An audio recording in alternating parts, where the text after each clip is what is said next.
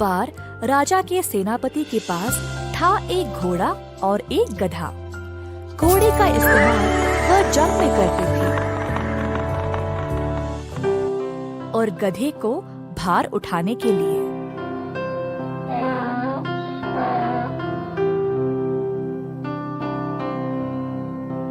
सेनापति घोड़े की अच्छी देखरेख करते थे, परंतु गधे को उतना ध्यान नहीं देते।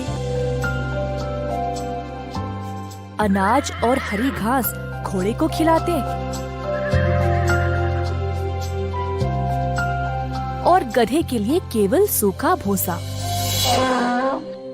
अगर घोड़े की सेहत बिगड़ जाती तो पड़ोसी राज्यों से चिकित्सकों को बुलाया करते थे, परंतु अगर गधे को कुछ भी होता तो उसकी ओर देखते भी नहीं, क्योंकि सेनापति घोड़े को इतना भाव देते थे। घोड़ा घमंडी बन गया और गधे को नीची नजर से देखने लगा।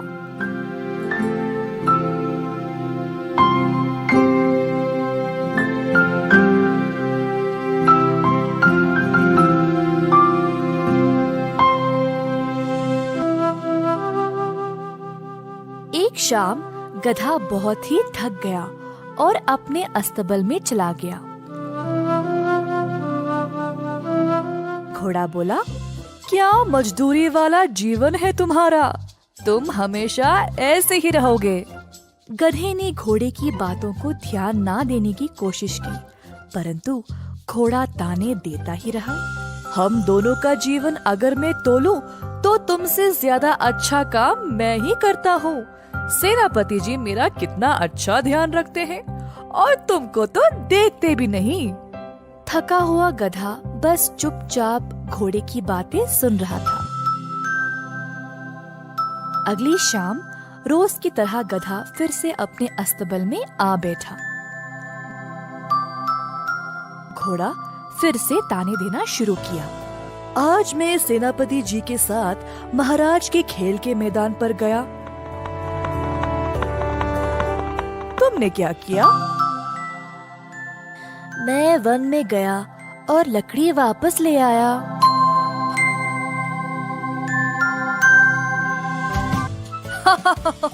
देखा, तुम में और मुझ में कितना अंतर है। मैं तुमसे बहुत महान हूँ।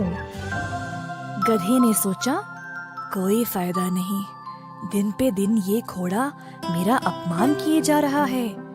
किसी दिन इसको सबक सिखाना ही पड़ेगा। गधा चुपचाप ही रहा।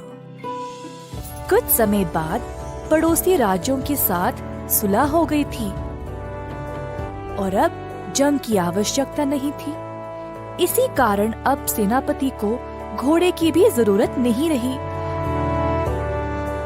और घोड़े से भी अब उनका ध्यान हटने लगा। अब जंग के घोड़े को भी भार उठाने का काम पर लगा दिया।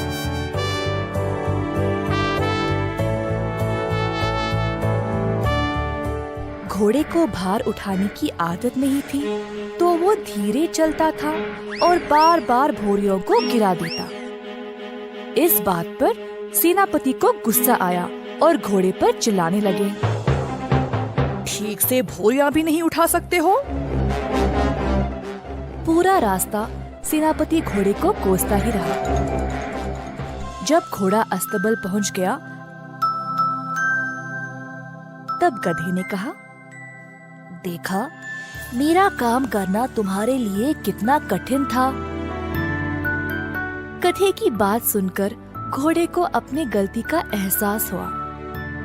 मुझे क्षमा कर दो दोस्त, मुझे अनुभव था ही नहीं तुम कितने मेहनती हो।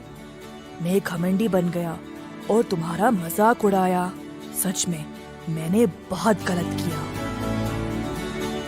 तुम अपने काम में महान हो और मैं अपने में। सही समय ही बताता है कि कौन किस काम के लिए उचित है।